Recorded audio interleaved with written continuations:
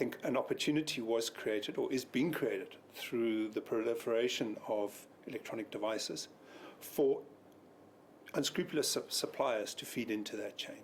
I think Dodd-Frank has done an exceptional job, way beyond what the original people actually believed was possible, in terms of bringing that back down.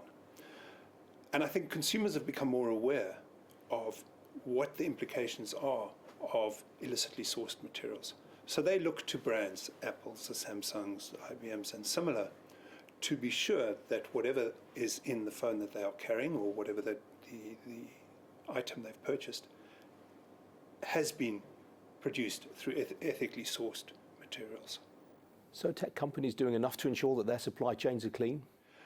I think they increasingly are doing more. It is a fairly difficult job for the most part, in that many of these supply chains have very multiple layers, and you have to be able to audit all the way through. And even if you have audited right the way to the bottom, occasionally you do find that people, either using child labor or some conflict contamination, have come into the supply chain and they trip up on those. So I think the consumers are forcing them to be sure and to be cognizant of where their materials are coming from. And I think increasingly that cycle, one hopes, will perpetuate. And what about governments? Are they doing enough to ensure that what they're selling, what's being produced in their countries, is ethically sourced? I think governments, certainly on the producing side, are doing a lot of work.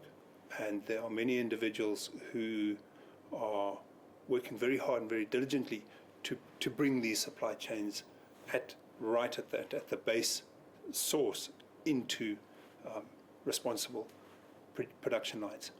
I think there are governments on the receiving end of material who don't really mind, and they look to industry to regulate it as opposed to them regulating it. Is it realistic, though, for consumers to police this themselves in a world where everyone seems to have the need to have a smartphone? I think the problem historically is that the implications of procuring material that has been produced by unscrupulous producers, people are blind to. They're not really aware of it. For instance, some of the tin mines, there are tunnels that are 70 meters deep into the earth. There's no ventilation down there. There's no support work. Physically, I can't get down that tunnel. And people are not allowed out of the tunnel unless they produce sufficient tin or whatever the product might be. They send food down until such a time as material comes up, albeit that maybe there isn't any left in that particular tunnel. And I think those realities were starting. I think that's why Dodd-Frank was promulgated. Was suddenly people were aware, wow, these are the implications of what we are funding by our purchases. Besia, which is where we are developing this mine, is in the center of the forests of Walikali. This is an area that is just a sea of green, most beautiful area you could ever go to. What operating in those forests enabled those producers was to operate behind a veil of secrecy, in that there was no way for normal people to see or to be aware of what was going on. The only way in was either with a helicopter or by walking. It is said you can walk there in one day. I've tried.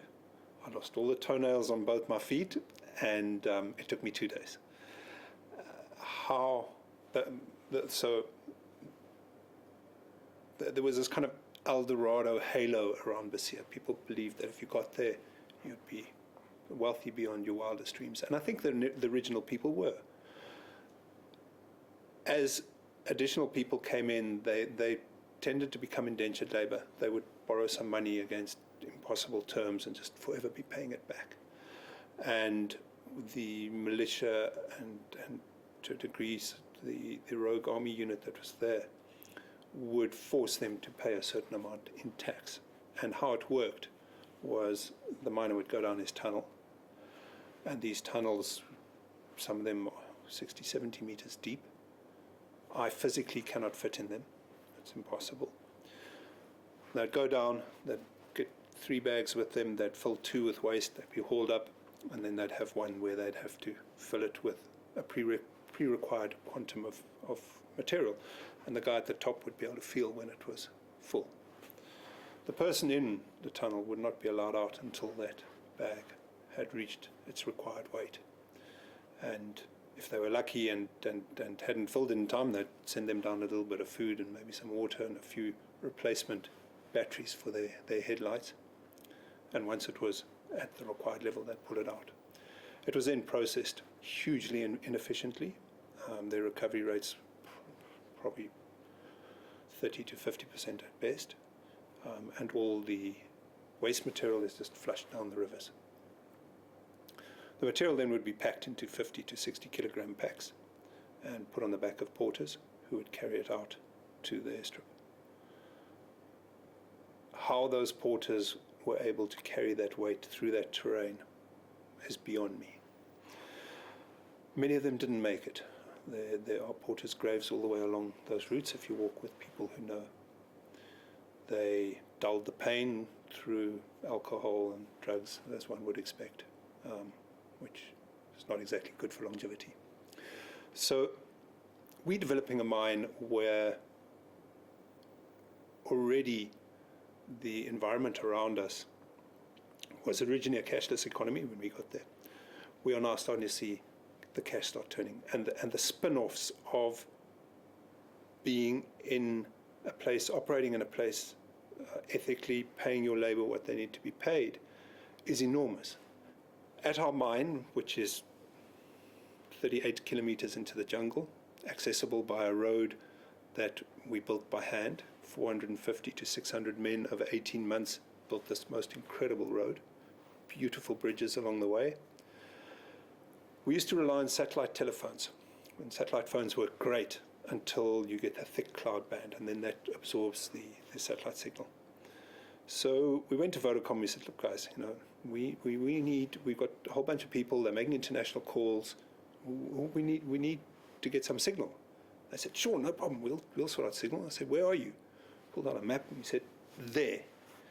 And it's in amongst a sea of green. There are no roads. There's no nothing. And they looked at us and said, sure, you're right.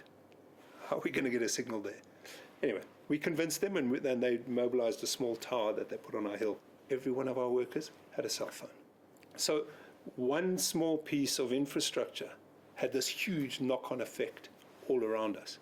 And mining is it. Mining is not a great job creator per se in itself, but mining is a great enabler for an economy because you drag with you all of the infrastructure required to support a mine, which is fundamental building blocks to an economy. I think consumers